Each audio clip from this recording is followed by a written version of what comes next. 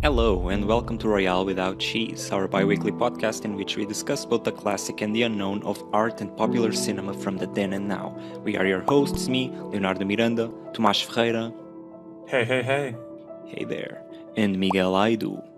Hi there. Hey. So today we're talking about Oppenheimer, but before any ado, don't forget to subscribe, leave a comment, or simply give us a like.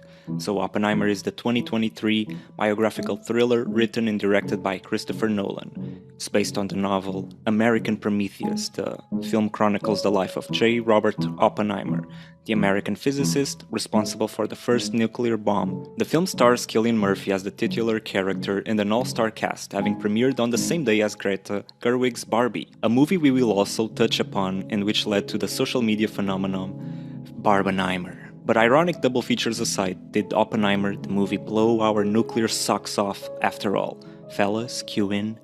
Well, to head start, I just want to say that just throw there in idea and start a conversation. That it was the first movie, a Christopher Nolan movie in a long while, that impacted me emotionally beyond just intellectually looking at the film language of it all. I think the last movie where I felt it has an experience in which I left the theater and I couldn't stop thinking about it for days was Interstellar. After that, Dunkirk came. After that, Tenet came. I don't remember leaving the theater and be thinking about them for a week. It just phased out. While this one, I came out of it and it just stayed. And if a movie does that, I mean, what greater compliment can you give to a film? So let's just start there. And Christopher Nolan, I think for filmmakers or film enthusiasts as well of our age, is a big person, a big personality in general terms, because for example, at least I have this consciousness, this awareness as for us three, he has been a presence. I remember being a kid, getting my first steps into not just being enthusiastic about films, but discovering the names of directors, staying for the credits. This is one of the first names that stays in your mind. I think, speaking for us all, I imagine that this is one of the first names that stay with you, perhaps as well. For me, it was certainly. And then you advance on to Martin Scorsese and you start watching earlier films, and then all that expands into much more than just mainstream cinema and Hollywood. But he's definitely one of those first ones that dares you to think what cinema can be. And he does that beautifully within the blockbuster genre, and germinates these stories, these films that go beyond just superheroes. He started with that in a way. That was his big Hollywood breakthrough with Batman, which I think is a fitting character to do something different and always deeper within that system of things. But then he went on to tell his own stories, and I would just sharing memories. I remember going reading his biography, learning that he got his Super 8 camera from his father, shooting stop motion animation with it. I did the same thing. I would read it. Okay, this is it. Let's go. Then I would shoot. Let's shoot stop motion animation. I would do stop motion animation with my camera. Then advanced on shooting, involving people doing little films together. So he really fed into that passion, that craziness of pursuing something within filmmaking, those first practical steps of picking up a camera and shooting with friends. What is your relationship with the man, and how has that grown? Evolved. Yeah, I mean, looking back at his filmography with this film, it is kind of surprising that he took on the Batman film so early. I mean, I was at just least discussing that the other day. It's so impressive. I mean, it is impressive think about because it. Following 1998, yeah, Memento, Insomnia, already scoring Guy Pearce, Al Pacino, and then Batman Begins. It's an incredible span of years, short span of years to I get think there. it's almost equally as impressive with Memento having such an impressive cast and immediately the second film. But then Al Pacino and Robin Williams in his third film, Yeah, which imagine, is like, I mean, it's pretty big. but then a complete franchise by 2003, I think. So it's really impressive. 2005, but he must have started shooting around that time. Yeah. The development was early. Yeah. No, but I mean, apart from it, yeah, my relationship is a bit like you. I mean, I think probably Interstellar was the first film I saw that I have really strong recollections of, and really impacted me in the movie theater. And then I just realized I knew other of his films, and I just started connecting all of these films. Wait a minute, this is all from the same guy. Right. Kind of makes sense because at the time, it all spoke to this world of physics and time and all these things that I think a lot of us connect with, but at least me especially, I was really into all these themes, and it was just impressive to think about someone alone making all these films and really connecting with so much. Um, Aside from the fact that Interstellar had a score that really impacted me, it kind of drove me to play the piano, to be honest. Oh, okay, that's But interesting. But yeah, it was rough at the time. Yeah, what about you, Lo? Yeah. So yeah, like it's the same feeling. He's like the first filmmaker working in Hollywood. First, I mean, for us, like growing up, it's like the first. Ooh, it's smart. It's big brain. It's like it's deep. So it gets you thinking. Sort of, you develop an unrealistic perception of how intelligent maybe the films really are, or even are aiming to be.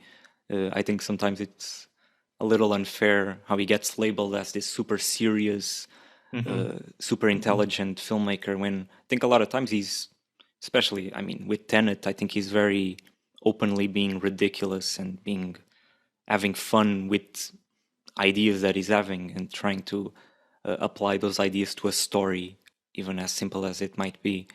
But yeah, he gets you early on in your life, like when you're falling in love with cinema. He's one of the main guys, along with Tarantino and Wes Anderson. For me, at least, those were Definitely the same some of thing. those guys. Yeah, Like those guys were the guys that were appearing around, beginning of my teenage life, my teenage flower my life. life It was so blooming long back ago. then, so long, and but it feels it was a decade ago, so it's kind of weird how long it feels and how close it feels all at the same time. But yeah, it's Tarantino, Wes Anderson as well. Those kind of people who bring in a certain personality that other directors didn't Yeah. bring before, and open up doors to finding other cinema from Yeah, all over the yeah. world, because you listen to them talk as well. Yeah, true, become their personality, like outside of their films, you also become interested in that, and then you hear them talk about the films that influenced them, and you want to also see them, and so Yeah. that opens up a lot of doors for you to find it, to fall in love with other types of cinema from all over the place. So I think that's very valuable. Definitely. And he might not be, like you say, it's not that it's not that he isn't. It's just a perception of people of him being this super intelligent, cerebral, or his work being so that everything is thought, while actually perhaps he's just having fun with it and employing these very fun just scenarios that are outlandish. Depends on the film. But depends. But despite yeah. all that, despite that perception, you hear the man talk, and he is very serious about his craft, and he is very sensitive about the questions that he wants to ask. Whether he asks them deeply or not, that's another story. But you see an interview with him, and he has a full grip on why he's doing things, why is this the intention, and how to execute it. And I think, he really inspires you as a filmmaker very early on to that degree, because he's very, very eloquent and very precise in what he wants. I remember seeing behind the scenes of The Dark Knight Rises, and seeing him discuss what he wanted from a scene, how he thought of music, how he thought of sound design. And those are the beginning steps of really seeing the backstage of things, of how things operate in film at the most basic level, independent of budget. So yeah. Yeah, and you're speaking of interviews. I mean, it's common to find different people connected with the world of film that have worked with Chris Nolan. Speaking about his knowledge of the different areas that are involved in films. So it's not just the actors that in interviews with the press related to the films that speak of him and his methods, and being so open-minded and empathetic with them. I mean, when it was the time for Ludwig Göransson to score Tenet, I mean, he also spoke about how much he knew about music and scoring for music, which probably also came from the fact that he worked with Hans Zimmer so often. But nonetheless, I mean, his knowledge of different areas and his ability to speak to different craftsmen is really, I think, undervalued, and it's a really important thing for directors to have. Yeah, definitely. I don't know if you heard this from a little clip that is dancing around on the internet, but I was Dancing around? I'm not sure. dancing around. It's a new term that I'm throwing there on the internet as well. While I'm speaking of the internet, new spiel. Basically, what I'm saying is that there's clip. I bumped into this clip. Said precisely, it was with him talking about precisely what you're saying, that he experimented with different aspects of filmmaking, sound, camera. He was behind all those departments at a certain point of his life, so he understood their needs, and that's something that I've also heard from before, and that I've tried to do in my own work with other people now, before, and in the future, which is to have to attend to what are the other people's needs from other departments, and to try and respect that, so you can communicate in a way that you understand one another and you respect the other person's job and what she's after, because you're trying to communicate the same. And that's very, when I heard that, it just makes your respect for the man greater, I think. And it sometimes comes from the fact that these guys start obviously small within the projects that naturally force them to do a lot of different things, and often do the editing as well, produce. Yeah, so I think he had a company. It comes with the territory. But I mean, if you talk about his knowledge of music and being able to talk about these things with his composers, I mean, this is something else beyond it. Yeah, it's true. A really big drive to be explainable and that's one of the hardest really communicate things. What you want. I really am interested in how directors communicate what they want from music to the music composer. I think that's one of the hardest things, because it's kind of separate. You're starting to step into another world, which is the world of music. It is within filmmaking, but also it is a field unto itself. So it's one of those questions that I would love to ask him. Please, Mr. Nolan, come to the podcast. And I think, because it's one of the hardest things to, I think, express in filmmaking, what you want from the music, without starting to make sounds like, I want this to be like boop boop boop, like, and he says, got it, I will investigate. But yeah, anyway, talking about Oppenheimer, the movie, what were your thoughts? First instincts coming out of the impressions. Blown away. Oh yeah, nuclearly speaking. Yeah, but I was very impressed. Yeah. Okay. It was a stunning film. On the first watch, I didn't expect to be so impressed. I don't know, I had some reservations with the subject matter and with Nolan. I didn't know exactly. I didn't know much about the book either. Not that I do a lot, but I didn't know before. So I didn't know what the approach was going to be. I was afraid it was going to be a little maybe shallow, and just a focus on the race to build the bomb, and not so much on the psyche of the character and what it means to build a bomb. And I think he completely leans into that. It's the focus of the film ends up being that, at least the emotional focus by the end is that it's the consequences Oppenheimer maybe wasn't thinking about while going through the race to build it, and then coming to terms with the aftermath of what happens, and how the institutions around him don't take him as seriously as he hoped to be taken after it, and don't take his concerns as seriously, or are just very oppressive with all these interrogations that are, almost a performance in the sham. They have this aura of it's just a hearing, but they're trying to destroy his ability to have any influence. Yeah, I mean, when I finished that, I had to kind of take a time, because I wasn't sure, because just the film is long, and a lot of things are happening, and I often find that after a few days I can go back and rethink a little bit what my thoughts were on the film. And yeah, I mean, I kept thinking, and really the only thing that perhaps is a little more negative has to do with a bit of the rhythm of the film, which perhaps we'll go eventually. but I mean, everything else he does so well. I mean, and as you said, I mean, I was surprised at how impressed I was by everything that he did, both formally and narratively as well. So yeah, I mean, I realized that perhaps I went to see with Tomas and immediately talked about the rhythm and his his quarrels with it, Yeah. and it kind of influenced me because I was thinking, yeah, I mean, this makes a lot of sense, but I wasn't sure how much it actually impacted me negatively. I mean, did I really not enjoy the film because of it?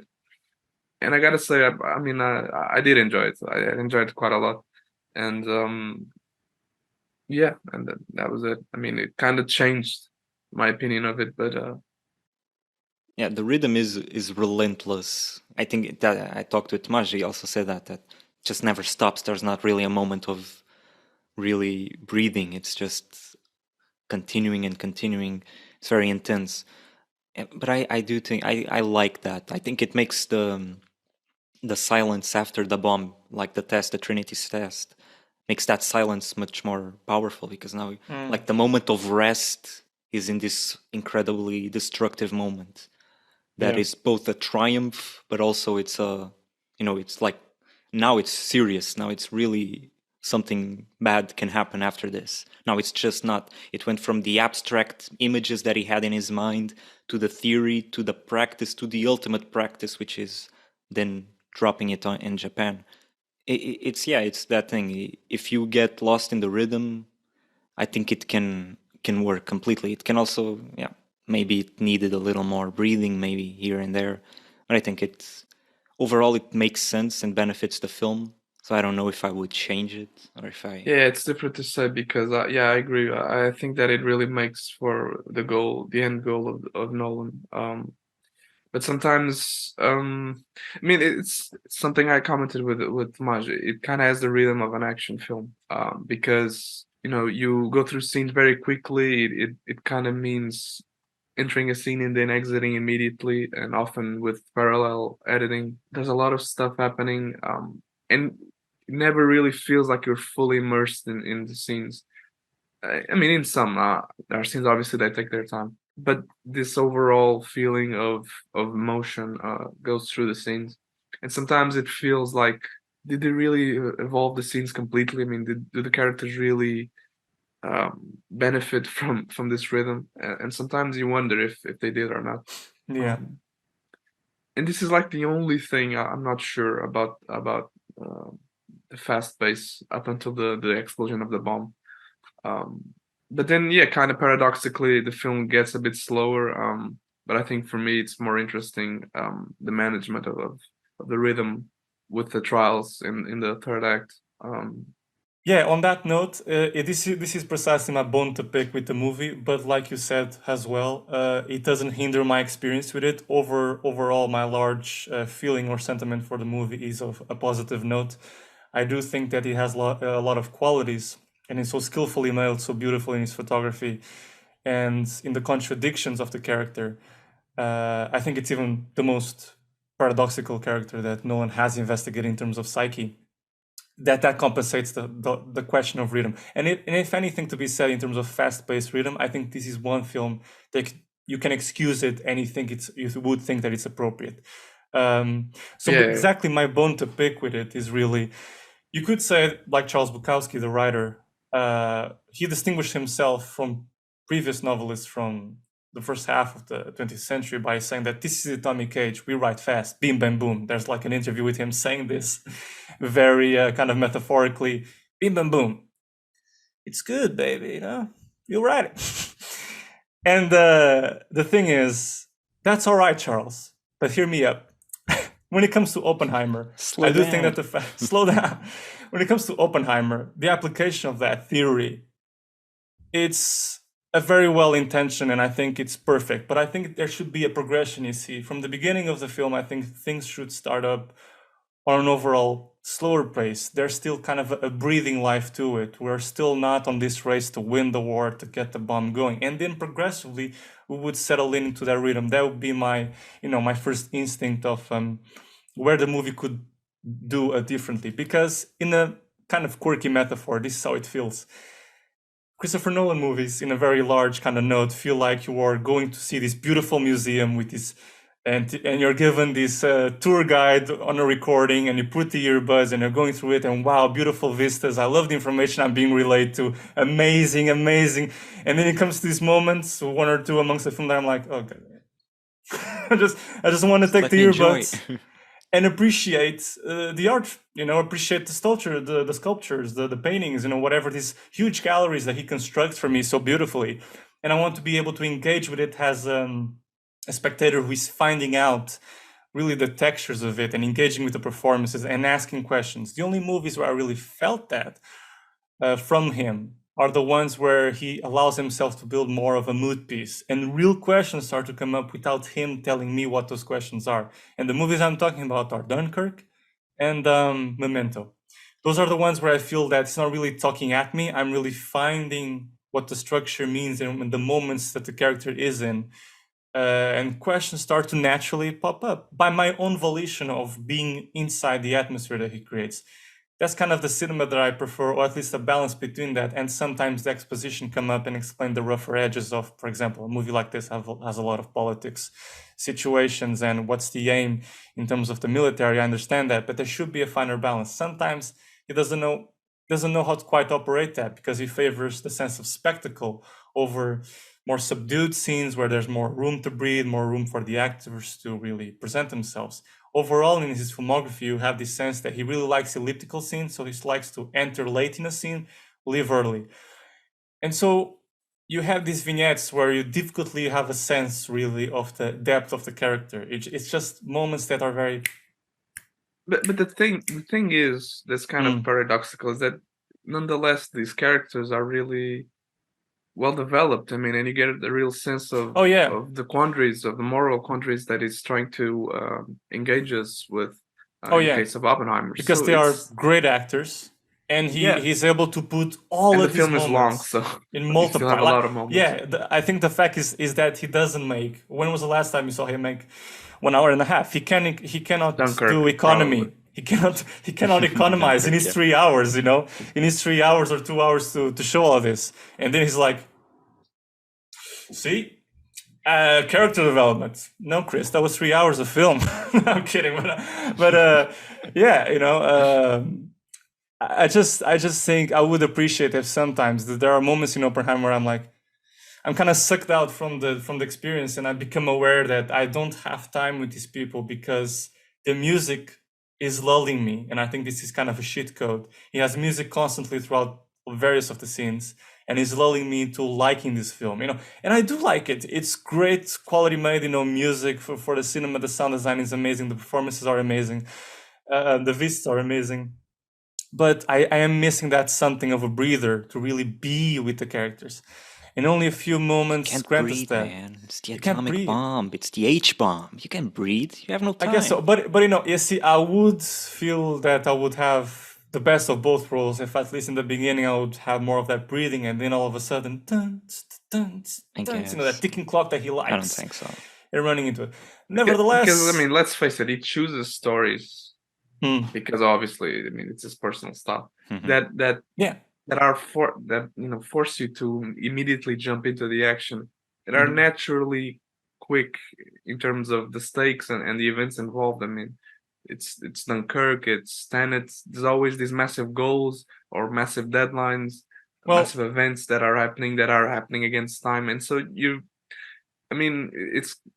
it's a bit. I get what you're saying, and I kind of agree, but it's at the same time it's a bit of an unfair thing to confront Nolan with, because I'm not saying that just what he does.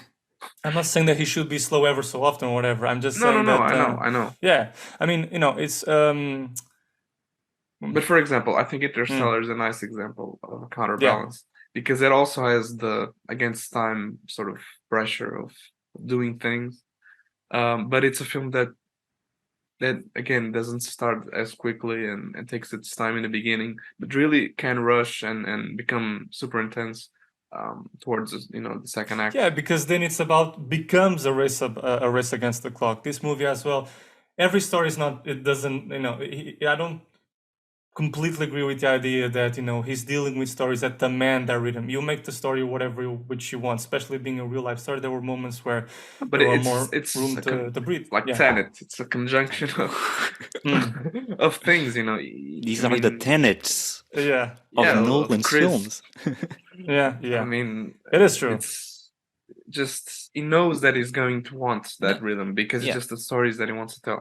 The thing Yeah, is, he but could it's have like- easily started the film slower, but he didn't. Like that, I think that's Yeah, but what's it's worth like- thinking. Like, why didn't? Because from the get go, you understand that Oppenheimer For is sure, but, dreaming of the nuclear world, and like there's a race within him to find that world and to learn Okay, it. It's not okay. supposed to start slow because then it's a bit more conventional in terms of biopic. It starts with, oh, he's a young guy learning to, who becomes involved in this bigger than life thing. I think like from the get go, you're supposed to be in the mentality of the character, which is he's dreaming of this world already.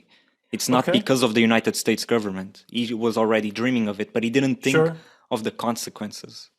Yeah. Necessarily. Okay, I can understand that. That makes sense to me. So then the suggestion wouldn't be start slow, go fast later. It would be like let's have a balance, intermediate along the film where you have more room to breathe. Like that scene with Kitty Oppenheimer when they first meet, and he starts talking about the solidity of objects and how every object, from us to tables to anything, has these particles, and the only thing that prevents us from meshing with each other and our particles become together is this sense of a solidity that quite doesn't exist, almost doesn't exist, but it's there. I find that beautiful. Can we expand that a little bit more? Can we be on this party a little bit more, have another moment? It's just something that allows me to stay with these characters. But like I said, in the end, it doesn't hinder my appreciation for the film and the fact that it's a beautiful ride, and by the end you have this gut punch where you feel the weight of the consequences of what he did. It's just that, nevertheless, these issues are there for me, even if even if they are small bones to pick, And then it becomes a matter of subjectivity for certain people. I have already seen that these negative sides are so big that they can't take in the film and they don't like it. For some people, like in my case, I can. I find this what was unskillfully and beautifully is much bigger than whatever flaws the film may have and could do better. Yeah, so that is really for me in terms of bones to pick. Fair enough. I think part of the why at the time I was leaning towards what you had said was probably because also the effect of the music. I mean, I think you forget how many scenes actually take their time and develop and are long. But when you finish watching the film, the first impression is every scene is like 10 seconds because the music is just so overwhelming and so powerful and constant that you kind of get a sense that, I mean, did it really take any time at all? And of course he did. I mean, a lot of scenes. But that yeah, does you're point out- overwhelmed by the end. That does point out- especially the end.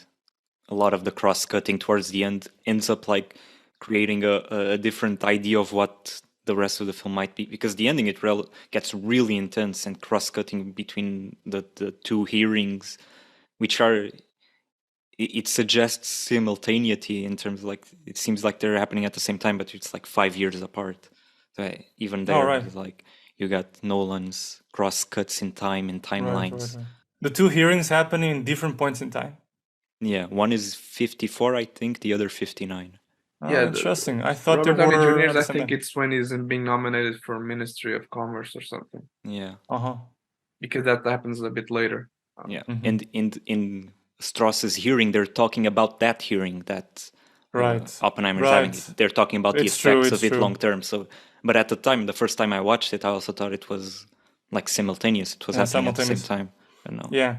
But like I was just about to say that Mike pointed out something was interesting, which was the music makes you feel that these scenes feel like 10 seconds, but surely there is some kind of development. Exactly. This actually reflects something, which is actually a weight to the film, a burden to the film, which is this beautiful music, however beautiful it is, it just permeates every scene in such a way that you don't really feel the silence.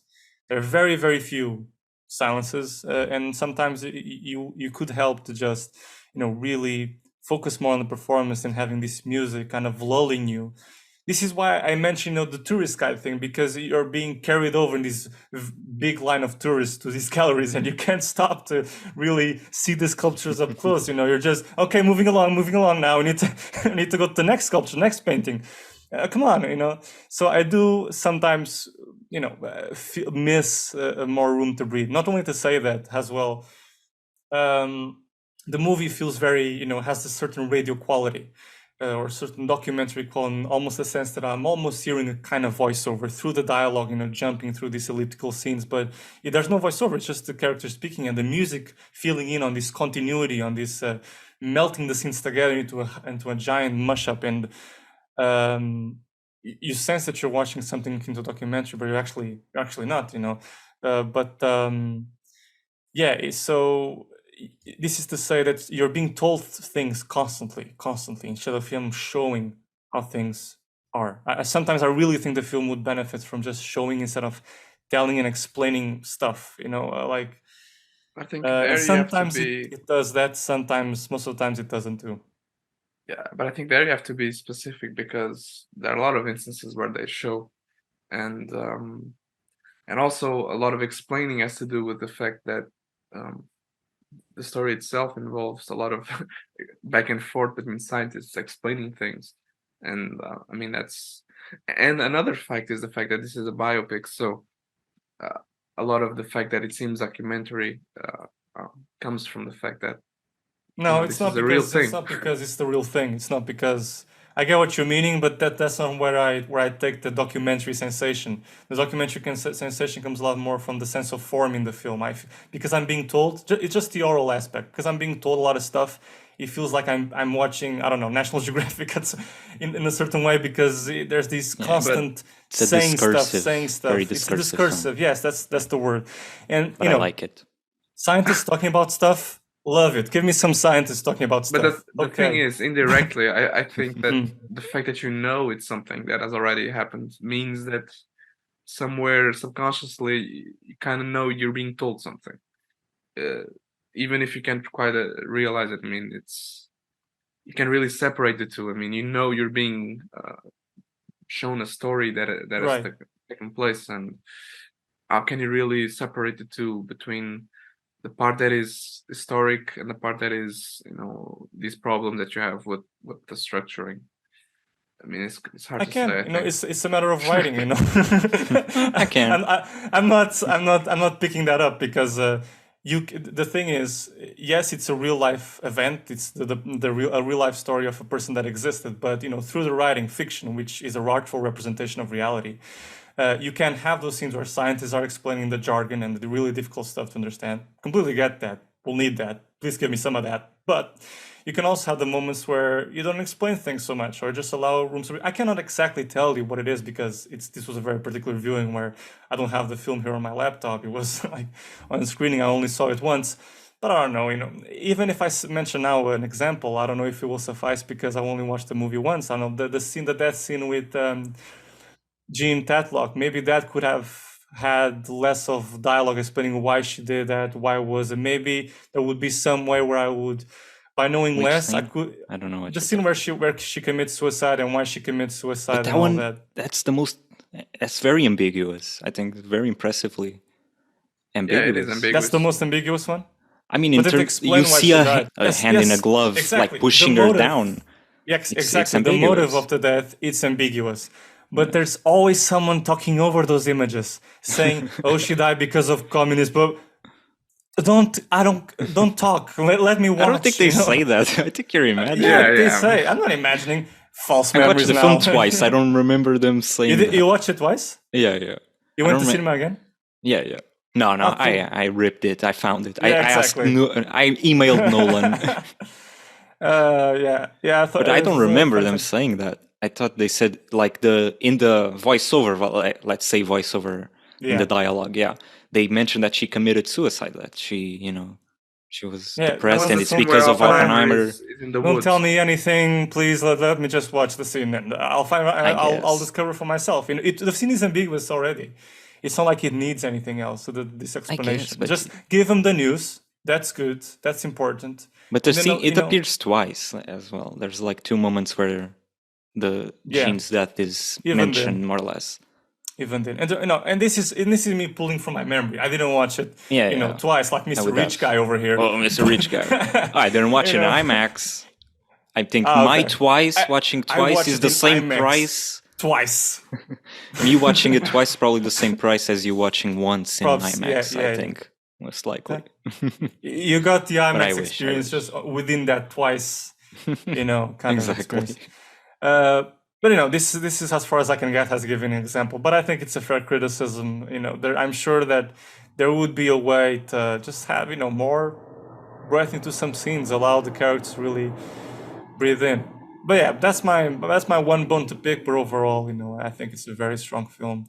And just to give like a final comment on terms of Nolan and these concerns, I think it's interesting how he you can see this through line over his career in terms of what is so gripping about Nolan and the stories that he tells, where he chooses to focus his filmmaking concerns and skills, is really about matter. You know, the matter within us, the human matter, and also the physical matter around us, which we are part of. But let's say that that we can be considering this separation, us humans, the animal, and then our universe.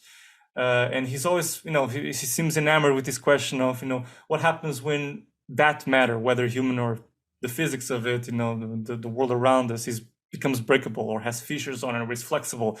And that generates questions very early on in his early films, with Following, with Memento, with Insomnia, where he's actually talking about films. It's the human matter. You know, what happens when the mind breaks? What happens when, you know, what is when memory starts to fall apart? And that conducts to questions of self-identity. And you have that in Insomnia, you have that in Following, you have that, you know, in Memento. Even Batman, you know, is a mental case. You know, up until Inception, and then that starts to turn to what is, you know, the world around us and the physics of it, you know. And then you have Tenet with time, you have Interstellar with space, and then now Oppenheimer, where there seems to be this bridge with Oppenheimer between the human and the world around us. The human starts affecting, with the vehicle of Oppenheimer himself as a protagonist, he affects nature himself. You know, now comes the question of what if the human, you know, the person, the human individual can bend nature to his will, and what are the graver consequences that come out of that? You know, I think this is for now a culminating of those two ideas, those two agencies that he likes to like explore in his films, and he makes science just fucking cool. You know, he makes science an emotional experience to the viewer in simple terms, you know, because it's not often that, oh boy, I sure like that science film, all right. No, it's like Nolan makes it into this kind of he asks those very intriguing questions about just because what if it could go time traveling. You know, disguises it as action films, heist exactly, films. because he disguises it has, you know, this very high octane action films, like you say, you know, and especially, you know, in the most impressive case is Oppenheimer, because it is a biopic first and foremost, but, you know, in form with the music and all the sound effects, he make it seem almost like, and through the editing a lot, like it's a high action packed film. And that is very interesting. Exactly. I mean, it's an action film. It's a thriller in the sense of these high stakes action films where, you know, you're constantly taken to the next scene and everything has a huge weight on it. So it's edited in a way of an action film, not of a traditional biopic. And it most resembles. I mean, it's interesting because it has done this before, so it's not that rare for Nolan, but for the genre that it is as a biopic, it's quite new to have such a high intensity edit. So yeah, that part is interesting. What about Oppenheimer himself, the character? What did you think about him? What did you think of Cillian's performance? I think it's great. One of his greatest performances ever. Performance is unmatched. And also, you know, you get a lot of it's, you know, the emotional level of it comes a lot from his eyes and those close-ups, which on IMAX look beautiful. Sorry, Leo. And it's like in one of the first shots of that film, it's him looking at that pool of water, you know, in Cambridge, the puddle. And it's a beautiful shot. The movie did one of those things that I really wanted to see and that Nolan addresses, which is how there's beauty and horror in nature, and he finds these circular forms in puddles, in these visions that he has of these particles of what be his interior, looking into the quantum realm. And yeah, it's interesting how there's already a foreshadow of the form of the bomb in nature, in that puddle, and he's having this connection that there's like that low angle shot going up to him as a young Oppenheimer, just looking at the premonition of the bomb in a puddle. I think it's a great hook, with a great emotional hook in the music itself as it starts, and you can see almost his head tilt as he looks at the puddle. And and one of the first shots of the movie that is beautiful, and I was like, it's a very simple shot of him in the hearing, this close-up of Killian, very close up to his face, and you can see every little pore of his old makeup, just a little tad. He has different stages of old man throughout the film, and this close-up is kind of having a traveling push out, and the face is that landscape that he describes in the behind the scenes completely. And in those moments where you have access to his eyes, you can see the horror in his eyes of what he has done, and that guilt that follows him post 1945. And I think that's a great window. And he knows that, and he uses it again in the ending. And by the way, close-ups are a great tool that he uses time and again in this movie. I haven't seen Nolan use medium close-ups in such a way in other movies. And it really gives this kind of diaristic quality to it, because it is a real life story. You're seeing Strauss strolling along the Princeton University yard, going to Albert Einstein and him by the pond, and you see him in a close-up. And the black and white feels so detailed. You see this whole world. I think it's the IMAX doing its trickery as well, because it's a close-up or a medium close-up, but actually it's very big as well. So it feels like you're watching a close-up, but you're watching a wide shot. It's weird, because of the dimension of the screen. And yeah, it feels like the movie and its atmosphere bursts open with those close-ups that he fabricates in the film. I think it's amazing. It's an amazing feat just on that alone. Mm-hmm. Yeah, I mean, regardless that he makes, with IMAX, either because of the spectacle of it or just because he's used to it by now and it's just this format. But I mean, in this film specifically, other than the fact that in some scenes it really works specifically with the Trinity test. But I mean, other than that, just the fact that it can, as you said, it can really enhance close-ups, really makes you reconsider the impact of these big formats.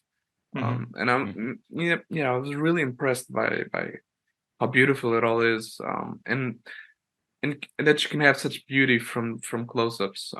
So yeah, using the IMAX format not for the sort of spectacle of it all, and seeing these massive explosions purposefully, not just like, let's just throw a bunch of films, just have it on IMAX, which I feel like half the year is about that. And then a film that is special comes along every now and then, like this one. And the sound is amazing. I mean, as you said, it uses a lot of close-ups, and I think that is not that accidental with the fact that he shot it in IMAX.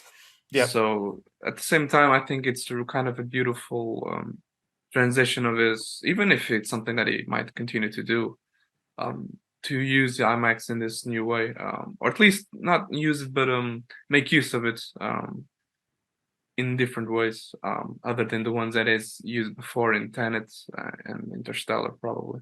Yeah, I did see people mention that they had never seen a film use the IMAX format for such like intimate moments, sometimes like with the close-up in the faces of the actors. So I imagine it's like different. Most people must think of the IMAX, it's to shoot the big scenes, the big spaceship or whatever. Meanwhile, Nolan, he knows that the biggest spectacle is Cillian Murphy's eyes. Finally taps into the intimacy of it. Yeah, but what about the character itself? Oh, the character is, because I mean, Cillian, I think it's we don't need to go there. Cillian is great. We all agree. Cillian, amazing actor, amazing performance. Let it be known. Yeah, Oppenheimer as a character in the film is fascinating, and Nolan talks about it in all of the interviews. Pretty much is how that contradiction in him, which is he never apologized, he never expressed or shame. Vocally expressed shame or guilt, but his actions speak to the guilt, speak to the shame, and I think Nolan takes some liberties, probably, because there are moments in it where he expresses it. not just Yeah. with words, but also with with the things he Crying. sees. Like when he sees they're talking about the H bomb in the one of the guys is saying like this would be the radius of the H bomb, and he sees like the puddles, like the Oh the yeah, the raindrops, puddles. and it's Yeah, like yeah, it yeah. rhymes with that, and it rhymes with the end. So I think even in the image, he's doing that, showing the shame, Yeah. and also like the Los Alamos, the speech he gives, which is very cynical in a way, saying, "Oh, my only regret is that we didn't get to drop it on the Germans." And then Mhm. people clapping, but the Yeah. sound, it's like a horror scene. Yeah. Really impressive. Yeah, that's as close to horror as it came, I think, because the sound design really takes a part there, and I think it's really amplified the scene. Yeah. It's really striking. Like suddenly it seems like something is off with his Yeah, the almost with the image. film itself, but then you understand that it's the character, and I think it's you're really actually struck by it. one of the best moments in film language that I've seen employed from him. There are a couple of it in this film has a rhyme and has a constant, a pattern in the language. And what I'm referring to is this use of these The flashes of flickers. light, these Oh, yeah, flickers yeah. of white light to represent kind of the bomb hitting and him imagining what that feeling would be like. And then the first time around, he is announcing that the bombing of Hiroshima to the people at Los Alamos in this small auditorium. The people will remember this day. Yeah, no, right. There's all that commotion, and he enters in the auditorium, and it's so like gripping because he has he does have this beautiful, controlled, meticulous sensibility towards immersion and immersing the audience in a very wide and big atmosphere and detailed in sound. Once he enters that auditorium, you start seeing the feet kind of stomping and mirroring that vibration of the bomb, and how he links the human element with the disastrous element of something as inanimate as a bomb, but yet a bomb man-made, almost like an extension of the violence of men through people, through this crowd. And I think it's a wonderful moment of filmmaking form where I'm actually thinking without him saying anything. It's the image and the sounds who's pushing me to do this, and I'm just saying that the film could have a little bit more of this. Anyway, going on, he goes on, to the stage. He, announces himself and all that, and then the flashes come, and there's this beautiful moment of him stepping on the corpse full of ashes. And I thought, this is great, beautiful image, and just communicates the shame so well, and that horror without showing Hiroshima, because yet again, a lot of people have been saying that, he doesn't show Hiroshima, Nagasaki, but the thing is, no, if you know Nolan, you wouldn't never have done that.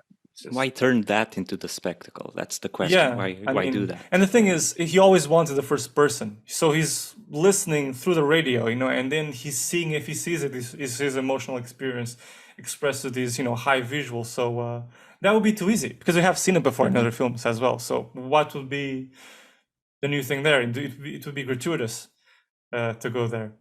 And you feel the pain a lot more. And unexpected. I mean, if you suddenly take this, as you said, first-person film and suddenly show the bombs, honestly, it would have been quite strange. I mean, really. Yeah, it wouldn't even make sense, because the point is also that, when they were working on the bomb, it's like they weren't even thinking that deeply about the people that they were going to use it on.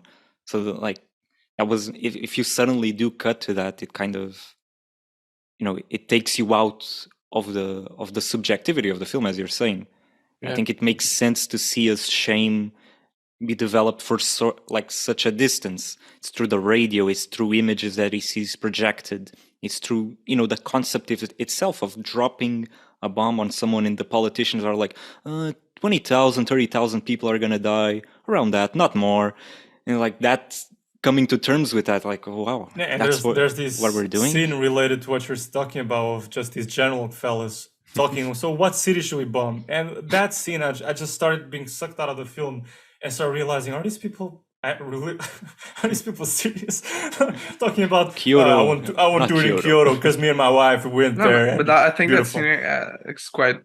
it's true. I mean, I think that's of course. Really it's so. I wasn't sucked out because it didn't work. I was sucked out because I was afraid of this actual conversation. It was so effective and so scary. Like, are you seriously discussing this? But of course, the conversation took place like this, or was this the conversation? And it's just frightening, people talking about this like it's a triviality. Like it's almost like they're discussing. So where should we have this table? There, or where do you think it's the best place? That scene was quite interesting, also in terms of blocking and framing. I think it doesn't do often conversation scenes between a lot of characters. Yeah. And it was interesting to see it happening. And then how Oppenheimer quite is interesting framed in the midst of all those people. He's like a detail. You don't really Yeah. see him. He doesn't really have a little voice guy. in the midst of all those generals. Yeah. And I thought that was interesting. Yeah, and that's an important scene because, you know, during the hearing, like when Jason Clarke's character is grilling him to say, like, well, Yeah. in the past you didn't oppose the atomic bomb, but now the H bomb you oppose it. So what changed? And there's the lights and all that. And then when he delivers that line, which is, you know, another, so probably one of those moments where he states a firm position about something. He says, like, because it became clear to me that we intended to use every weapon that we have. Like when he says that, you immediately start thinking about that scene as well of the politician. It's like they have a toy and they need to use it. It's like, Yeah.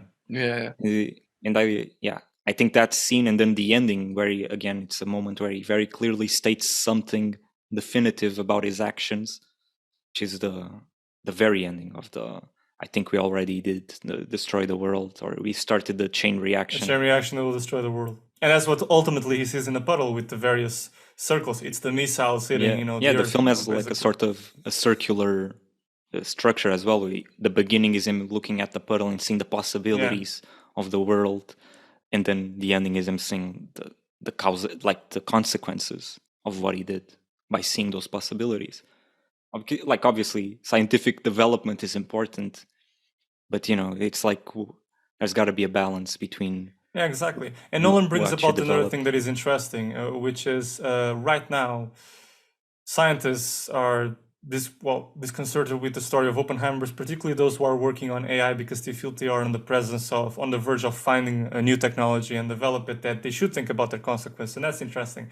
There's always kind of these moments, these Oppenheimer moments, though we don't quite realize them going on every day or every other month, where scientists are on the verge of perhaps finding something, and that should be considered. It's a bit different because at times really specific historical context in which a very specific development in technology happened at the same time as war, and so the two got mixed together, and you needed to advance technology in the specific goal of defeating the Nazis, and so that's why his character has all these interesting dualities. There are those accelerators and those circumstances. No, because he ultimately becomes a martyr, and it's hard to say you wouldn't have done the same thing, because it really was more important to have the bomb first than the Nazis, because you know what would have happened if a madman like Hitler had a bomb. So exactly, I totally agree. All of these things getting mixed together at the same time in history, and you didn't really have time to think about the moral issues. And right now with AI, I think you have a little bit more time. And once Hitler dies, I think that's when it becomes more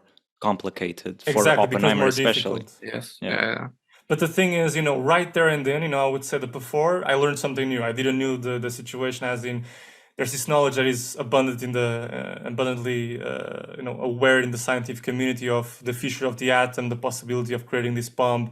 Everybody knows it. And then when Heisenberg taps into it, we need to tap into it. I wasn't aware of it. So that justifies it. So I'm along for the ride at that beginning. Let's make the bomb. Let's make the bomb, kids. And so we went to make the bomb. Then afterwards, Hitler dies. And then it becomes complicated. And right there and then, I would say my go-to attitude is warn the Japanese, don't use the bomb. Warn them of this technology, don't use the bomb. Like the H-bomb scientist played by Ben Safdie was kind of saying, and other scientists were kind of going for. But even then, in retrospect, I asked myself, but put yourself in the shoes of Oppenheimer in the sense of trying to understand the man. He had other people. He was at the head of this project. He had other people above him, below him, between him, telling him what to do, where to go. And then there's the fact that the very mere fact that they have a bomb now, the very mere fact that now we have the toy, the possession element, particularly it's kind of whatever Oppenheimer can do, that's nullified by now.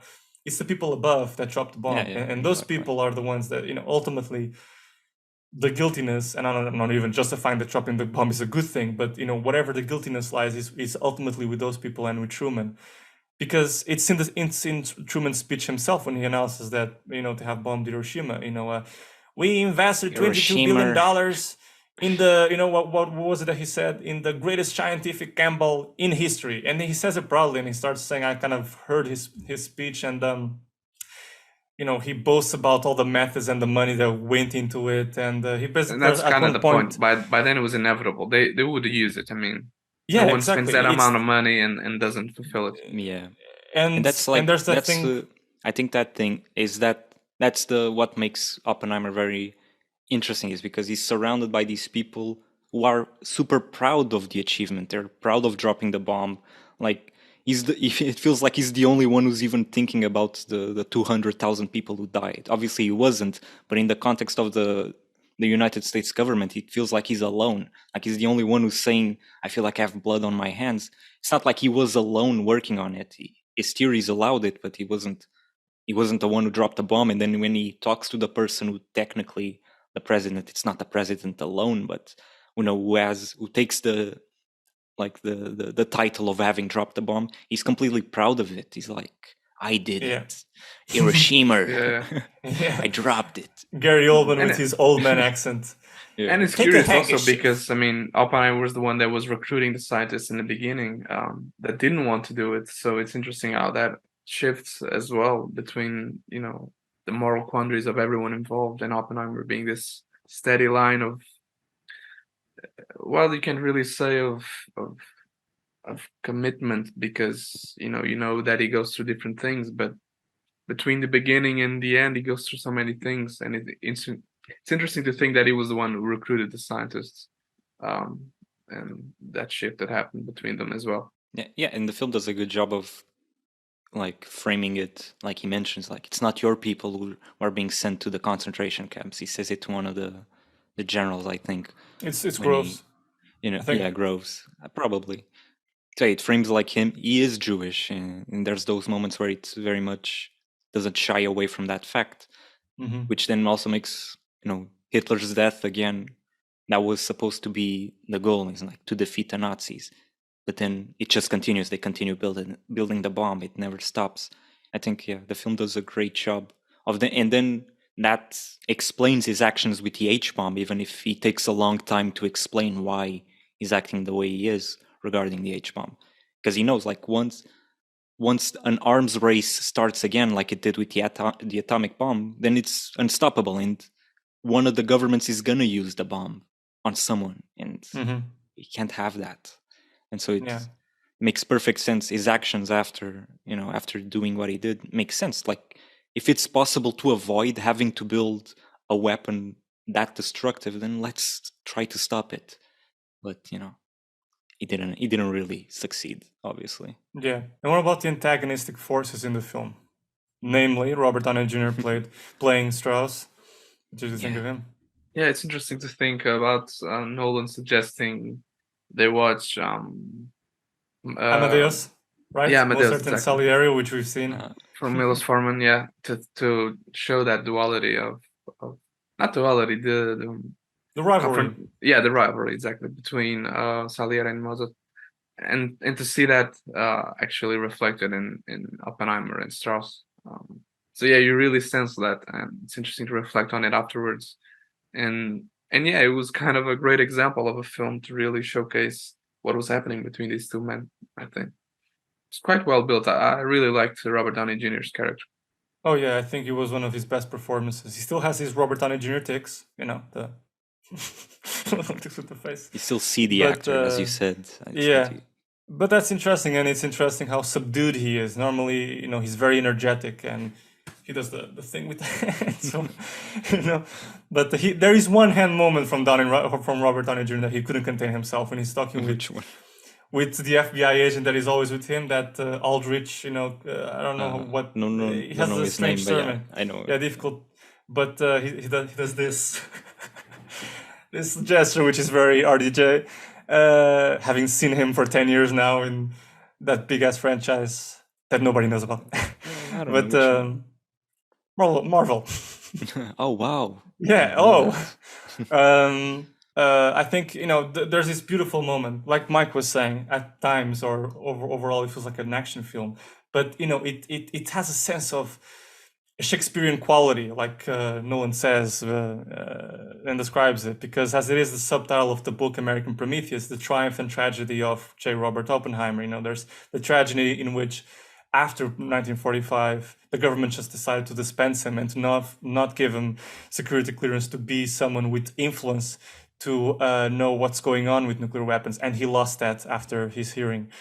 And curiously enough, in 2022, they pardoned him and said no, that Oppenheimer is a loyal servant of the United States and all of that. But I'm kind of like, yeah, you did that because of the movie. You did that because of the movie, okay? I mean, got ahead of the headlines.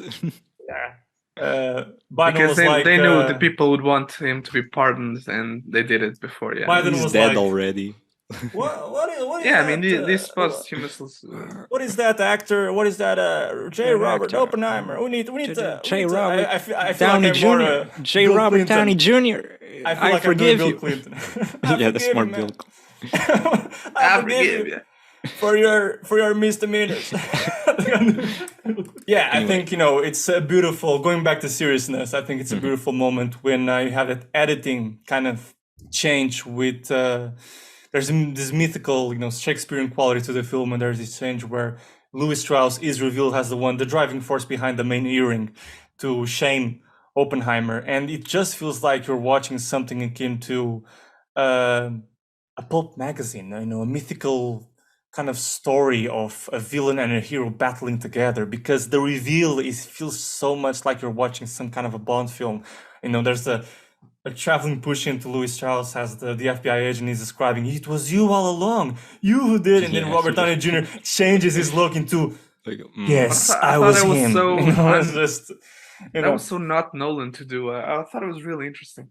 Perhaps, you have something there, I'm thinking the same, because it was so specific of some other genre. You suddenly were watching a biopic, but all of a sudden some other quality goes into the mixture, and I appreciated it. It was it really spoke to that quality of just this this tradition of human history of liking these Aristotelic tropes, of the hero and the villain, the rivalries, particularly when you see the rivalries in these big fields of human endeavors, like music for Mozart and Salieri, or physics with these two, Strauss. And it just feels that the battlefield is so much greater than anything, by having these two people focusing the black and white, like Louis Strauss kind of sees it. That's hence having a black and white scenario when he's in it, because he sees everything in black and white. He's the villain, I'm the hero of the story.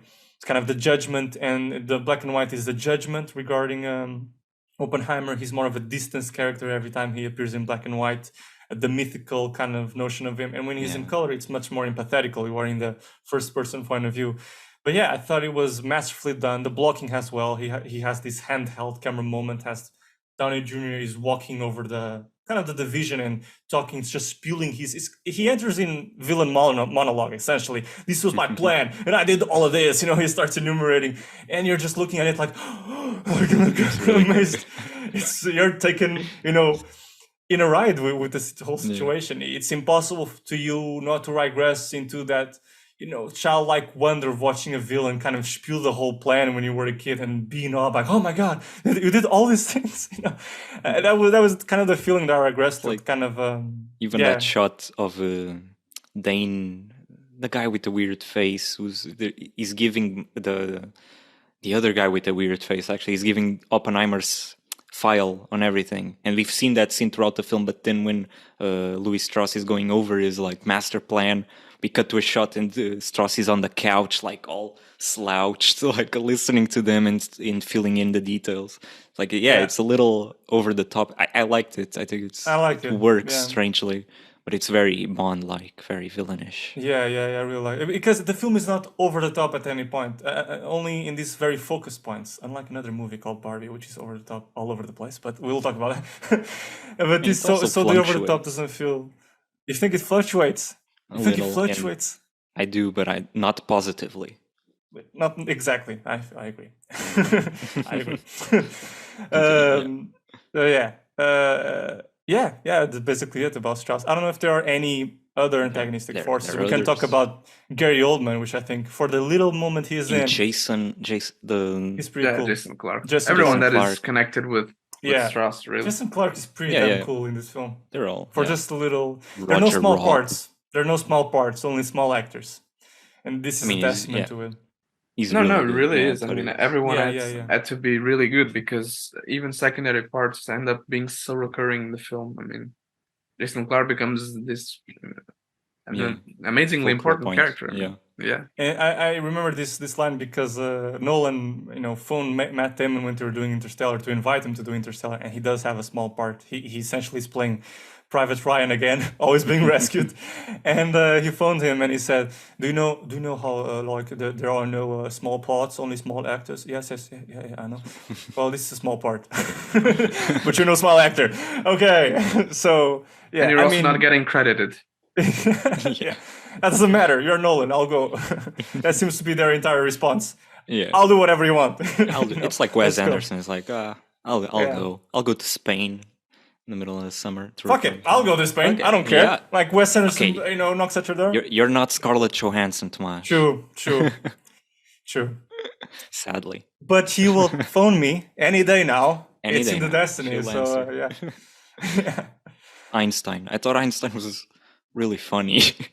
Yeah, Just Einstein the way was he really pops funny. up in some scenes out of nowhere. There's one where the car pushes away and then suddenly he's like there. Hey, Yeah. Oppenheimer, hey.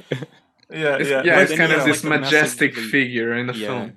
Exactly. Like, He's like this the But, man everyone ancient respects. sage. Exactly. I mean, this is the one character who, surprisingly enough, everybody is real in this film, but no one is more real than Einstein, I think, because he has this kind of a myth. mythical quality. You know who Einstein is since you were like 7 years old. It's like he he permeates even pop culture in the sense that he influences the look of the mad scientist look with the berserk white hair. So and he's associated with that picture of him with the tongue out. So he's a very playful kind of fella in terms of looks, and so he exactly knew what he was doing with him when he placed him at the end as the person you're going to confide with this great epiphany or kind of punchline. Oppenheimer confides in him to tell him this because he is God. He is the God of science. So when it comes the time to tell him, those calculations I presented you. Yes, what of it? And then he says like, "What of it? I know the problem." He's not Russian. You're not Russian, but it's a little bit in there. The accent is not far off. Sorry, Germany. But we do have a German. Check the formulations. Yeah, It's more like that. Something. Yeah, it's more like that. Yeah. It's more like that. Come on, you'll be Einstein, I'll be Oppenheimer. And then he says, I started a chain reaction that will destroy the world. And then his face completely changes and he frowns. And the audience frowns with him because there's no other person we can frown with, and become sad. It's Einstein. If Einstein is sad, we are sad. Yes, exactly. If Einstein is sad, we are sad. Because he is that person we kind of grew up with, has a relation or a figure we know from science. So when he becomes sad, it's more real than real. It becomes a thing. Oh, actually, this has implications. This is not just a film; it's in our world because Einstein is like our linkage with the film itself. It breaks the fiction, and I think to just have this thought was amazing. He could have ended in many different ways. Just him and his wife visiting the grave of Jim Tatlock, but no, it's Einstein. And I think it makes perfect sense. And also, it's a spinning totem from Tenet, but in this case, he reveals what he said From to Inception. Einstein. Yeah, in Inception, he has a spinning totem, and it's that moment. No, of I know, twist. but you said Tenet. Tenet. Oh, okay, sorry. No, I said totem. It's the spinning Yes, totem you said from totem Inception. in Tenet. Oh yeah, fuck it. No, We'll see in the Inception. edit. We'll Inception. see in the edit. We'll see in the edit. And I think it was brilliant of him to think that way, and I think it totally works. And the music in that moment is amazing. Wow. Yeah, that's it's amazing. But I also Fuck. think that scene, what comes before, like the thing that Einstein tells him about, they'll give you your flowers, they'll give you the medals. Yeah. I think it's also very powerful to hear Einstein, like again, that figure definitely. say that, and the cuts to watching it happen as well, because it happens way after, like that scene between Einstein and Oppenheimer. It's like it's what, I don't know the timeline, but I assume it's like in the late 40s, I would assume. So yeah, then you cut to him, Oppenheimer, an old man, getting the crown, getting the little medal, getting the handshakes and Kitty refusing to handshake tellers, all those details. I think it's very powerful to see that. Yeah, because it's all, whether it's coming the words from Oppenheimer or the words are coming from Einstein, they're all talking about the future. So it has this very prophetic kind of view. It's about what is going to be your future, Oppenheimer, and Oppenheimer says, well, this is what's going to be our future for all of us. And I think it's very impactful, even if it has a quality of a kind of sort of punchline, because of all these dynamics that are working into place, even the visual metaphor in the water. I think it's very, very poignant. Yeah, I mean, it's interesting to see how Kitty and Strauss are kind of similar characters, because they both hold grudges in a sense and very proud people. Interesting. I didn't put it that way, but yeah. Kitty was always the person that was really adamant about Oppenheimer's making a stance, and I really liked her scene in the hearing. That was very interesting. And at the end, with the not shaking Teller's hand after so many years, I mean, it's interesting to see how they're kind of these proud figures. But yeah, in terms of Einstein, as we were saying, it's kind of unavoidable, I mean, how can you not have this aura when you have a character like him in your movie? I mean, you just have to embrace it. I'm gonna have Einstein, people are gonna know, just accept it. Yeah. And then finally, how do you think that this movie ranks in the Nolan pantheon of movies? The Nolan, as for me, best. It's always a hard question, because there's this very big subjective element where of course, Interstellar for me was such an impressive film, and it really seeing it in the theaters was really striking to me and stirred up a lot of emotions. So it still remains one of the more impactful films of his. And so I kind of want to say that Oppenheimer can't, or at least doesn't beat Interstellar. But I think technically and formally, in a lot of different ways, it's one of his best films, of his most recent films, and one of his more secure and consistent ones as well. So probably, it ranks among his best. Subjectively, I wouldn't say it's his best, but I think we can definitely put him in a podium. Yeah, I will. Yeah, for me, it's Interstellar is still like my favorite of his, for sure, because emotionally it really works well, and I think it's sort of, it works emotionally despite Nolan's interests in really grounding it in science and making things scientific. But then he takes like a leap of faith, and it's love. It's all love. Love is the thing that guides everything. And I think that's pretty beautiful, man. A guy who's known for being like the rational, deep Hollywood guy, suggesting something like that, I think it really works. But for Oppenheimer also ranks very highly.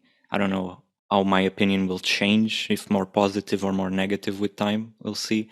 But for me, these two are like a cut above everything else he's done. I don't think I connect the way I connect to Interstellar and Oppenheimer to, the other ones. Even if I like some of them, I like Memento, I like The Prestige, but they don't hit me like these two hit. Yeah. I think emotionally it really connects. It's really on the same vein as Interstellar, although Interstellar for me, it's probably my favorite. Has unanimously, it is the bridge between his intellectual all in agreement. side. No, it's just, I mean, unanimously, not us, unanimously the film. No, but no, I mean, the three of us have said that Interstellar is... Yes. Exactly. But it's this bridge between his intellectual side and his emotional side. I think that Oppenheimer also has that nature. I think, Inception in terms of exposition, I think it's his worst. It's his worst in terms of giving out stuff. Like, I've seen it recently, and it's amazing how there's no fucking effort. And then the emotions don't really work for me. Like the thing with the wife, it just doesn't hit me. So it's just... I still think it's a ride, and I still think it's an interesting film, but the emotion side doesn't work quite well. And the exposition is too blatantly handled. While in this movie, by comparison, while there is exposition and a lot of telling, it's not as blatant, and I can take it better because, scientists and a lot of explaining overall, but and hearings. So people make questions. Lots in those of hearings. So there's more of an excuse, but it's sort of built into the film, like the like in Inception is more, he has the idea for the structure of the film, so he has to explain to the audience what's going to happen. Whereas here in Oppenheimer, it's more, there is exposition, but it's sort of, it makes sense into the overall attempt of the film, let's say. Like, it makes sense that they would be so direct sometimes, especially again in the and that's hearings. probably why when this bones debate that I have with the movie I can like overshadow them by the skills that it so well employs and the qualities that it has, precisely because of that reason as well. Because in the very nature of it, you have hearings, you have scientists coming together to discuss these very specific things. So I can pardon it more than, for example, Inception. And this is a relative pardon, because this is because of our bar being so fucking high with Nolan. I mean, we're talking about a really good film.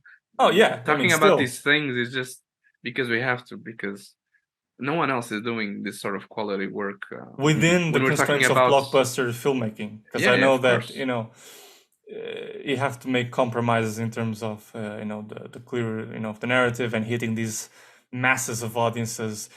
But still, it's just when we point out the weaker points, is because whenever we feel that the film has a weaker point, we need to disclose it to the world. But in terms of sheer fun, I think that Inception is quite fun, and Tenet is quite fun. Yeah, Tenet as well. I mean, that's the thing. Fun. His films are quite fun overall. Things. You can achieve different things, and if you're in it for having a blast. The thing is that I think Tenet is great. In Tenet, there is, like, for example, I think Tenet is much more openly goofy, and like the protagonist is called the protagonist, and he doesn't really have like a strong it's the one I emotional arc. Is the one I least like. You're stupid. And you're probably going to say that explains a lot, Thomas, because you don't like Shyamalan. So that's probably where it comes from. I can't say what would be the least likable of his films, but Tenet can't be his least likable film. Yeah, no, I don't think so. Because it's just too much fun. I mean, it's the one. I have only seen it once, if you believe it. I haven't come back to it. It's a film that I haven't really. I like Memento more. I like The Prestige more. I like his earlier films more. Fair. I mean, of course, Insomnia. Would I come back to Insomnia? Probably not. I saw it once, was good. So I don't know. But would you come back to it or not? The criteria, I don't know. It's maybe a bit abstract and vague. But I know. I'm more compelled to return to Tenet than Dunkirk, or even Batman Begins. That. I don't watch Batman Begins. I watch Batman Begins, I don't like it. I like Batman. I have the particular thing of liking Batman. I don't like Batman. Yeah. I mean, the Dark Knight. I don't. Yeah, this is my hottest take. Is that I don't really like the Dark Knight. I like the Dark Knight Rises more, as I think we've talked about. And now for a final note, what about Barbie? We have all seen Barbie. We're talking about over the topness. Anything to comment on that? I liked the over-the-topness of the film. I liked the register, the artificiality, the plasticity of it. Yeah. That was the best part when we were in Barbie world. Yeah, I agree. When we were in the real world, I wanted to go to Barbie world. I agree. I liked it more. And I think the emotional attempts, especially in the third act with Ruth, I like the creator of Barbie. Oh, the creator, Ruth Handler. Right. I thought it was, for me, it's too cynical. It's like suddenly you are selling me like the corporate values. Like you're selling me Barbies. This is an ad and it's a great ad, but we don't need to be that explicit. And the worst part is that I don't even feel, it probably wasn't even trying to be that. It genuinely wanted to be emotionally fulfilling. And I'm sure for some people it is. But for me, I was like, because I'm not a Barbie fan. Yeah, I'm okay with Barbie. Yeah. It's a genius ad in the sense. I played with Barbies when I was a kid. Yeah. I played with my toys, and I played, with my sister's Barbies as well. I had no problem with that. I was in Barbie Land. I had the Barbie car. Yeah. Ken was an option, but he stayed where he stayed. I never played with Ken. I like Barbie. You broke his heart, man. Broke his heart. Ryan Gosling like, I'm just Ken. Just Ken. But I thought the same thing. I think Barbie Land, the opening is very good, and I think Margot Robbie has Barbie and Ken has Ken. Ryan Gosling has Ken. He's Ken. I forget he's Ryan Gosling. You're really in it. Yeah, really in it. gonna throw a party. Kenneth. But once we go to real world, I didn't like it so much. I thought the over the topness cannot go on like this. Like if cannot go on like this, because when you are in the real world, what I was expecting that would be really cool to see was like how the real world feels gritty and like, you know, like a real drama, like where there's no over the topness. You know, actors are real. There's no like this plasticity of being childish and literally saying everything. Like, I don't mind literally saying everything and being obvious. That's different from what I have. But yeah. In Barbie Land, you know, in Barbie Land, I don't mind. But when you are in the real world, I really would be interested in finding her being so over the top and silly in your face and obvious with people that would not. But the mother and the daughter are also being very literal and spewing ideology. And the thing is, the film at times with its ideology of what a woman is and what a man is and all that, I think that's very interesting to explore within the Barbie doll, and there are very interesting moments and how Greta explores the doll and what the doll can show of good, of empowering to women, and not so good at empowering to women in the film is interesting because it brings about another different movie from Barbie that is not Barbie, the Princess and the Castle and the poor girl or whatever. No, that would be your normal Barbie movie. This is not. So that's the interesting take on it. But you know, at times, more than often, it becomes a lecture, and this is and it's a really heavily lecture, and people are saying things instead of showing things. I don't mind the ideology, but it's just how you show it that I'm interested in. You know, and it's spewing woman this, woman that, man this, man that. You know, and then especially because they always seem to be like in a one-off in terms of these. Like a monologue. I don't want to say preach, right? but yeah, but okay, you said lecture. That's probably a better word, but it's always like they're trying to do one better than the last one, and I think that's the part that kind of and it feels like they're repeating because I already seen this speech by some other character.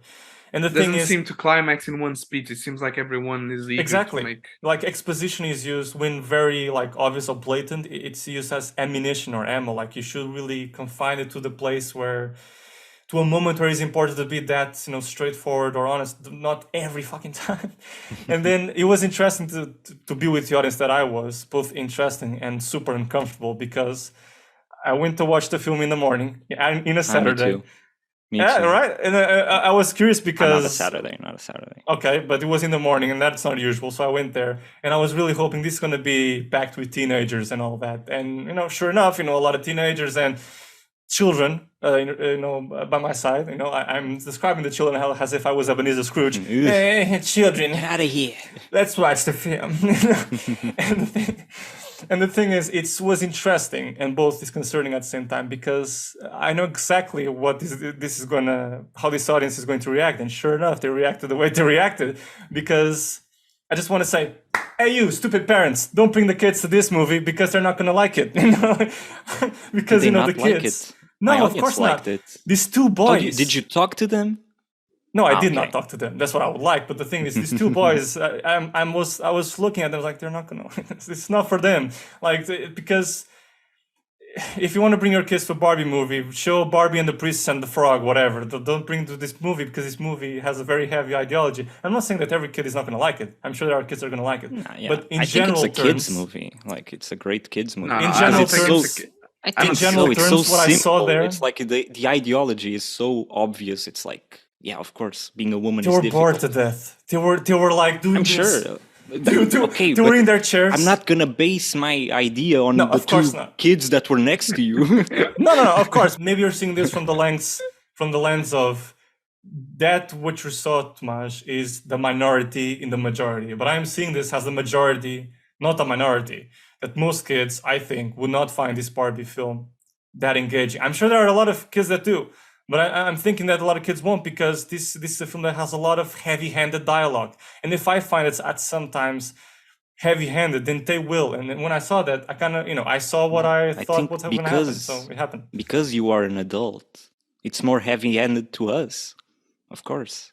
But I looked at them and they were bored to death. Okay. The first thing they said was exactly what I thought a kid would say. You should be watching the film. Sorry, I was watching the film, but it's a little bit impossible when the kids are out loud talking aloud and next to you. Okay, then you should have told them to shut the fuck up, kids. It was really annoying. And then the teenagers above me and the teenagers down me were talking to the screen. like saying things back to the screen in a very childish way. In like they were these virgin spectators that couldn't like understand how fiction works. Like there's this moment when Barbie is dancing along and then she says a very overt like she reveals to have feelings, and not be just a doll, and she's starting having these very kind of vulnerable things and saying, "Do you ever think about that?" Everything stops. Everybody looks at her. The audience was like, "What? You don't need to fucking say what." The movie is already saying what for you. You don't need to say what like some childish. Anyway, it's just like, and then people were. Have you ever watched animation films in the with theater? Kids? Yeah, with kids once, and that happens. Okay. I know, but I don't do it a lot. They're very it's common. But the thing is, you had teenagers, not just kids. I'm talking and adults in there, and even adults sometimes. And I'm sure young adults. Oh my god! And it's just but I mean, I think behave in the movie theater, and then you had people. Funnily enough, Margot Robbie pops in, start wolf whistling to the character. Like that whistle. And I'm like, oh, for God's sake, this is not this. It's like that's really funny. It's just and the teenager wolf whistles, and then the kid, next to me wolf whistles. And I'm like, oh my god. I think they got the message. They got the message clearly, and then like the movie starts with this like 2001 inspired kind of visage with little girls, and it's pretty cool to me that it chooses to inspire in that, and I think it's really well handled. And the kids are immediately like, "What's this? Is this Barbie? What is this?" Of course you don't know. Like, we brought these movies to. I'm not saying that you need to understand the reference, but I know from the get-go that these kids are not gonna like. And sure enough, they didn't like the film. Like, they were watching the film, and every time there was this big speech or whatever, or women this, and they were like, "I'm not saying that the film shouldn't have this discourse at all. I'm just saying in the most heavy, in the more heavy-handed moments, they were completely tuned out. They were talking with each other. They were saying, and I was very stressed out because they were saying, "Let's put the Barbie music on," and I'm like, "Oh no." Like, they were on their phone. I was like, "Oh no." I was like, I was horrible. One chair was separating us, and I was like, "Oh, for fuck's sake, no." I'm watching the film. It's a nightmare, like, oh my god. And it was so, I was like, oh, it's like you're trying to watch a film just on the pure basis of that. This is Tomás Ferreira classic events. Yeah. Yes. The worst possible experience. I'm trying to watch a film and I'm crazy, like, with these people just being childish and talking to the screen. I'm like, please watch the film. Please let me watch the film. Don't fucking talk. It's and then one man threw the popcorn at me, and then another man. Yeah. Oh my god! And then there was a mistake in the image. At first, oh my in the god, beginning, there was. Like my session started like 40 minutes late because the projector just wouldn't turn on. There were the technicians walking around. They didn't say anything. They just looked at us like, oh, yeah. Mine was different. There were moments where the image actually stopped and then came back like a second later. It's like it stopped the film like very 2 weird. or 3 times. Barbie movie has problems. Was not exported correctly, man. O Carlos aparece lá em cima da sala de projeção. O que é que se passa? Olha aí. Olha aí. Todo, like, com o rato. Nobody's going to understand this reference outside. You don't have to get it. Yeah, I don't have to get it. But yeah, it was both interesting to see the audience behavior, and at the same time, it was very uncomfortable. But yeah, I would rather if the over-the-topness was balanced, going back to the narrative of the film, was balanced with the real world being real. And I didn't feel that. Of course, Will Ferrell, in terms of over-the-top, is always kind of funny, but I think the movie is funny. I think it is, but different characters, entertaining and very funny. Yeah, overall, yes. But by the end of it, I'm kind of fed up, I have to say. When it comes to Ruth Handler having that conversation with Barbie in that non-place, I'm like, movie, I'm done. Like, finish, please. Like, I was already like, that conversation. It was specifically that conversation that was having me like, oh, please. This needs to stop. It started and now it needs to stop because it's becoming, are you sure you want to be a human? Is there something particularly difficult I find in the idea of Barbie, in me connecting with this doll as an idea, as a human by then, because it's something very abstract. I don't know what to say. She's an idea. she's an abstract thing. I don't know. Now she's becoming a human. I think that's the natural course of the situation. But there's still other Barbies out there. How different is this Barbie? What Barbie is this? I don't know. And then they kind of mix together the fact that she's this stereotypical Barbie with becoming human. I think those are different ideas. I mean, the fact that she's a stereotypical Barbie is just how the world was, and it makes sense that the first one would be the most stereotypical one. Mm-hmm. So it's not even something we can condemn Mattel for having done. It's just the natural progression, you know.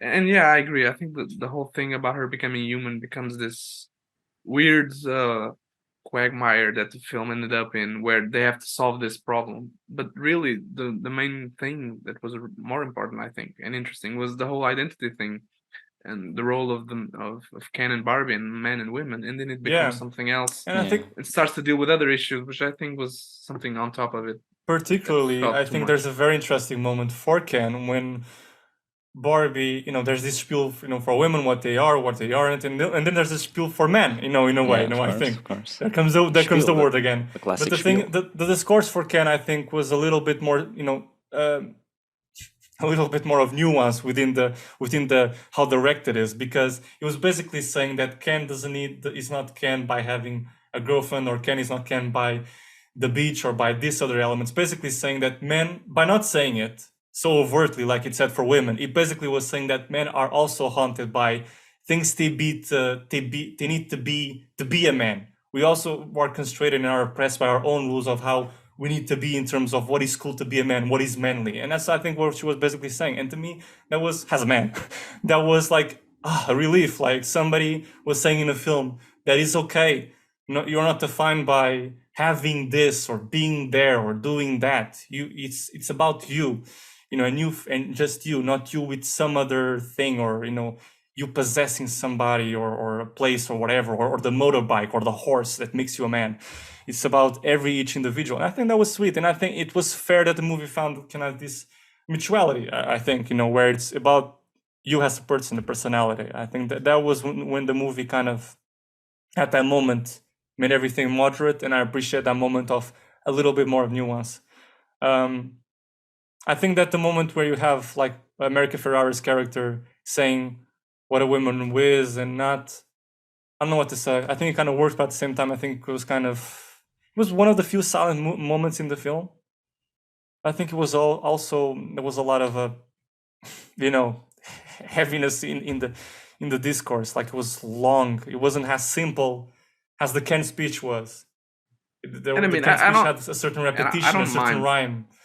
I don't mind like a lecture or two in films, but I think the problem in this case is a repetition.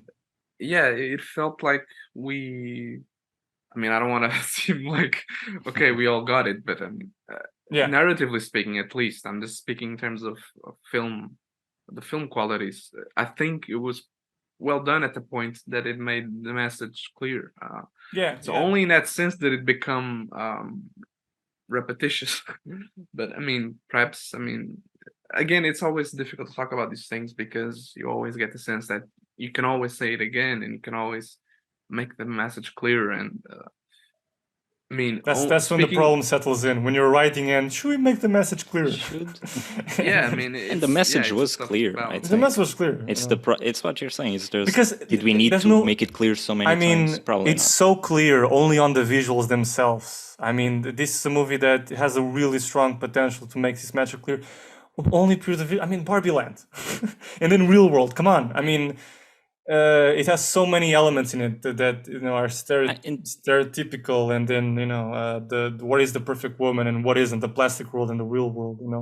That you could just have those more clear message moments, more here and there. You didn't need it always. There's a moment, for example, when pregnant Barbie is presented when she's driving out the house, and we see pregnant Barbie, this discontinued Barbie. That says everything. Like don't tell me anything, and then they say something. Oh, that's pregnant Barbie, but she was discontinued because pregnancy is weird. I got it. So you don't need to tell me. Like, I got it. Like, and this is what this sort of moment screws up, because it's saying everything and it's beautiful. Like, I thought it was ingenious. Like, there's a pregnant Barbie. I totally get it. Don't tell me anything that they tell me. You just don't like being told things. No, I don't. And specifically the sentence, because pregnancy is weird. It's Get it? just a line. I didn't even because care they about can't bear to see women pregnant or see women having their period or talk about.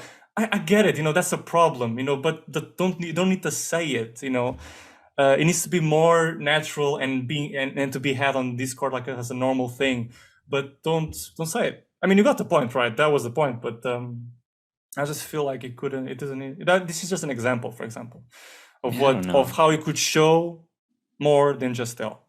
I don't know. I'm very conscious during the film that like it's not it's not mainly for me those moments. I get it. Like, yeah, I'm not gonna be the audience that's gonna feel represented by someone in a Hollywood film acknowledging those matters. Like, for me, it's gonna seem, or for us, gonna seem a little lecture, a little preachy. But I understand that, like, for a girl, a teenage girl, or for a young woman, it needs to be this clear.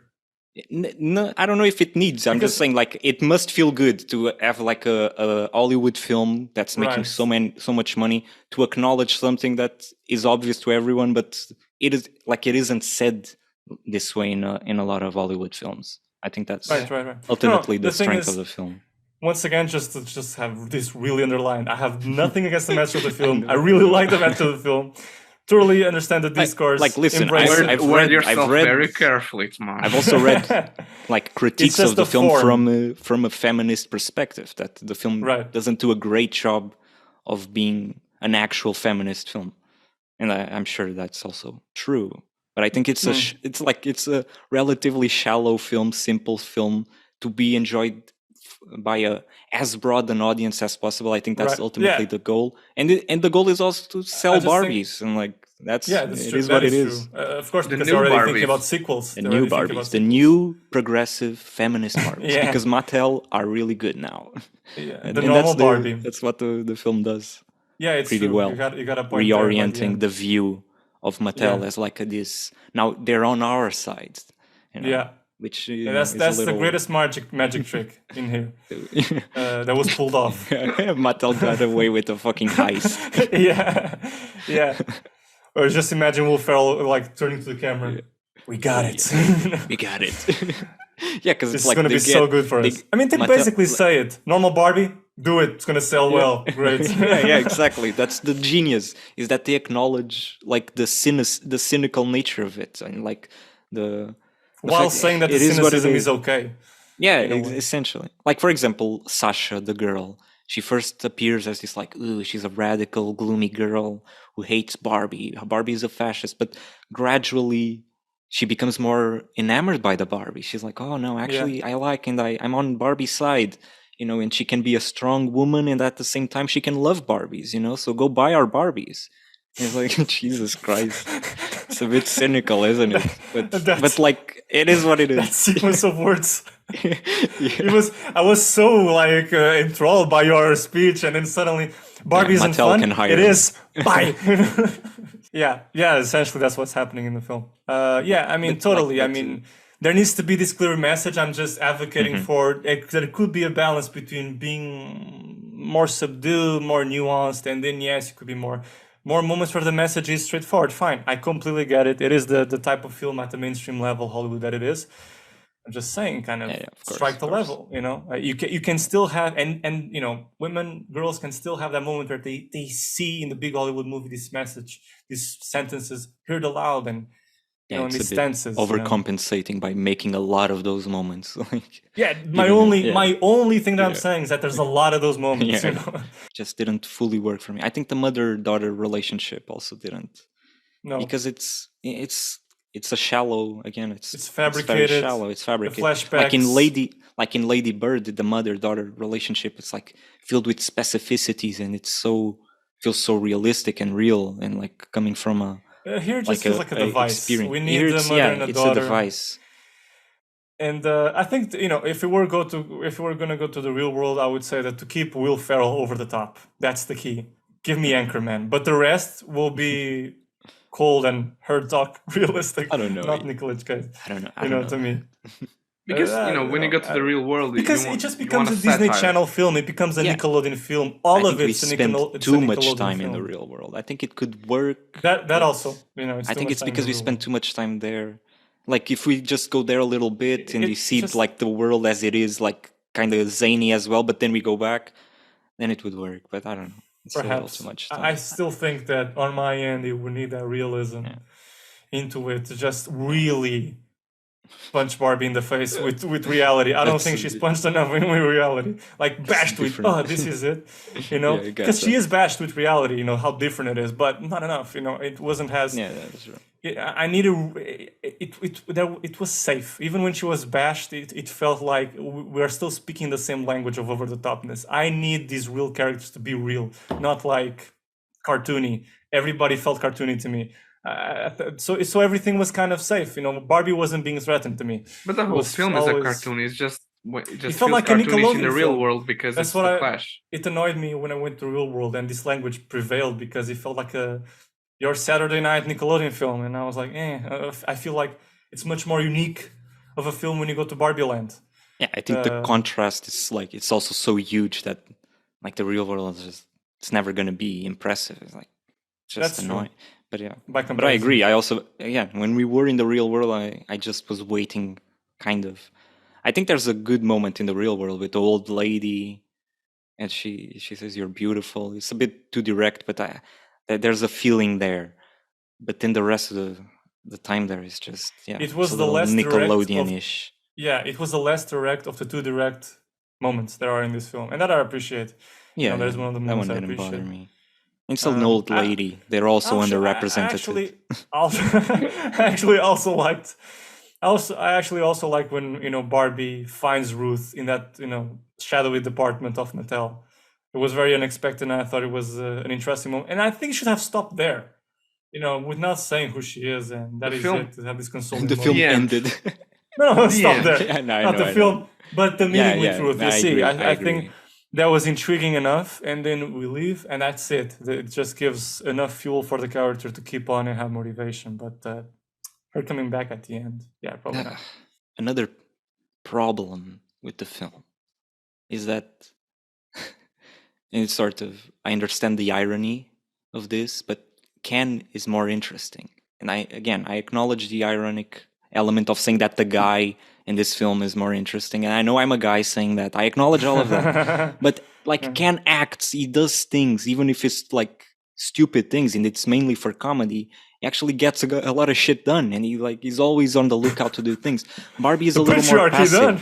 Yeah, he's like Barbie's a little more passive. Like there's a part where she It is lies on true. the floor and I don't want to do anything. And I get that that's for character development, but then she also doesn't take that much of a role in fixing the world. Like, But I think, for example, that whole plan with the other Barbies in reactivating them, cleaning the brainwashing. Wouldn't you say that she's active there? that's think what I she's- mean. It's like, But maybe she's active too late. But it's more America's Ferreira, a character that solves the problem, right? She's the one who gives the speech. I don't know. It feels like it's true. Barbie is a bit of she's stagging along. Yeah, she's tagging. It works. She's tagging along. It works in the context of the film in this idea of women working together to fix the problem. But I think it comes at the detriment of Barbie as a character herself being the focal point, and then you try to fix that by the scene with Ruth, and it just feels a bit like the scene with Ruth is also Ruth telling her things and explaining to her emotions, and essentially. Oh my god! And then and it doesn't matter. It doesn't really matter. And it's, again, as I said, it's a bit cynical with the whole thing of the ad, it being an ad, and it didn't work totally for me. I think Ryan Gosling is just allowed to have a lot more fun with the role because he's like, it's a lot more goofy, more of a silly character, whereas the aim with Barbie is to, ultimately to have her become a human, but it feels a bit sketched out, like it's an idea, but it didn't fully work for me. Yeah, I think I agree. I think that's one of the problems, because she gets too much of the main role in terms of getting the point across to the audience, and Ryan Gosling gets too much of the comic relief. and so you have this really big difference of one character that seems to have fun and carry all the humor, and the other one which is too serious. And yeah, that could have been handled a little better, because yeah, it results in this feeling like two characters are a bit uneven in our interest in them as Yeah. characters. Yeah. Like essentially, I guess the point I'm making is that I wish the film was more of a outright comedy, like stupid, silly comedy, like just full on, and have a different. Like I still think you can make the points about womanhood and gender, and still make it like a more like a more stupid, funny film. Even more like the film is very. I think the film is pretty funny and very stupid entertaining. fun. Yeah, but there's these moments at attempted profundity, like where the comedy vanishes for a moment, and it's like just and there, like the one with the old lady, I think it kind of works. The first old lady, unnamed, but the one with Ruth at the end with the white, like the light, and it's like she's in heaven or something. I don't think it works for me. I didn't like it neither. No. Yeah. No. Didn't so. That's it.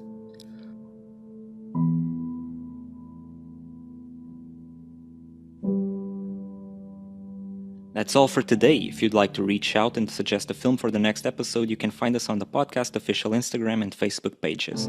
Feel free to subscribe, share the episode, or simply give us a like. That's how our podcast can grow ever more groovy. And if you're on YouTube and want to see more videos like this, check out this next video right here. Thanks for listening and see you next time. Bye-bye. Bye. Adios. Adios.